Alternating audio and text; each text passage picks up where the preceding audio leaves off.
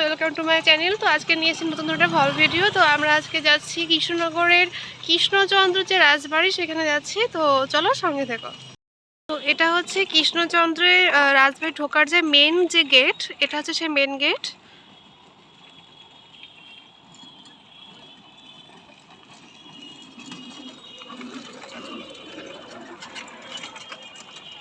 এখানকার রাস্তা এখনো সেভাবে পাকা হয়নি, মাটির রাস্তা। তো আগে সর্বপ্রথম বলি, আগে চ্যানেলটি আমার সাবস্ক্রাইব যারা নতুন আছে একটু প্লিজ সাবস্ক্রাইব করে দিও। আর চলো।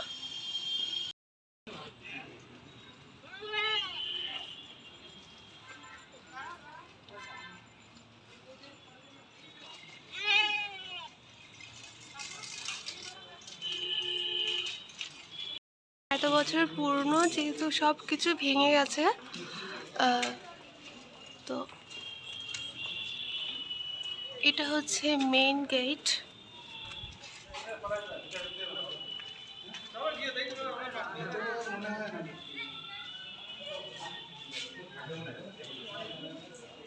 মেন গেটটা এতটাই বড় যে এখানে মনে হচ্ছে সেখানে এটা বাড়িরই একটা সমান।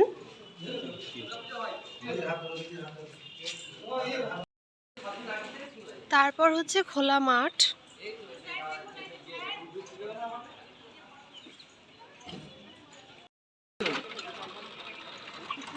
এটা হচ্ছে গেটের পেছন সাইড।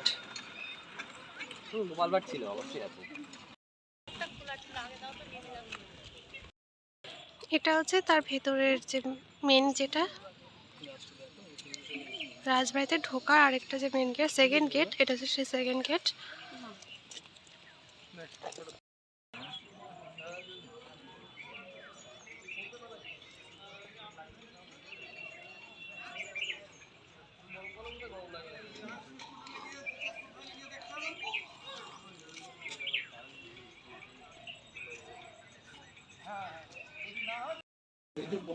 রাজপুত বাড়ির ভেতরের জায়গা।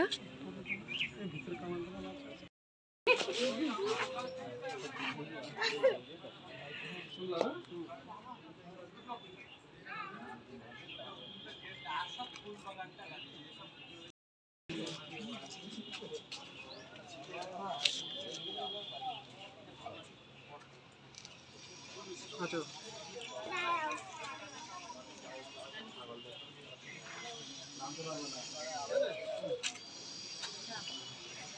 তো আমাদের দুর্ভাগ্যবশত আমরা ভেতরে যেতে পারিনি, কেন কিনা এটা গেট ওপেনিং করে না। শুধুমাত্র পুজোর সময় ওপেনিং হয় বলে মানুষ তখন ঢুকতে পারে, বাট লোকাল বা দূর থেকে যারা আসুক না কেন কেউ এখানে যেতে পারে না, পারমিশন নেই। তো আজকে আমাদের বাইরে থেকে ঘুরে ঘুরে যেতে হলো।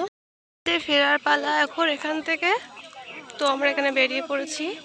এটা হচ্ছে দূর থেকে সবাই ঘুরতে এসছে, বাট কেউই ঢুকতে পারলো না, এটা আর কি।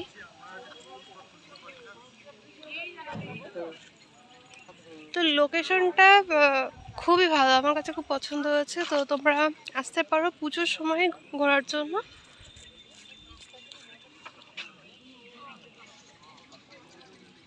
আমি জাস্ট জুম করে একটু দেখাচ্ছি, একদম যে কর্নার সাইডটাতে লাল কালার একটা পাঁচিল মতন দেখা যাচ্ছে, ওটা হচ্ছে রাজবাড়ি। তো এটা হচ্ছে গেট, এখান থেকে ঘুরে ঘুরে রাজবাড়িতে যেতে হয়। তো আমাদের দুর্ভাগ্যবশত আমরা যেতে পারলাম না, এটাই।